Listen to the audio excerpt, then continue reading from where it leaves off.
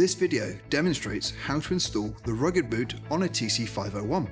The optional boot adds extra protection, notably for outdoor or rugged use. To install, separate the two parts of the boot. Slide the TC501 in scanner end first.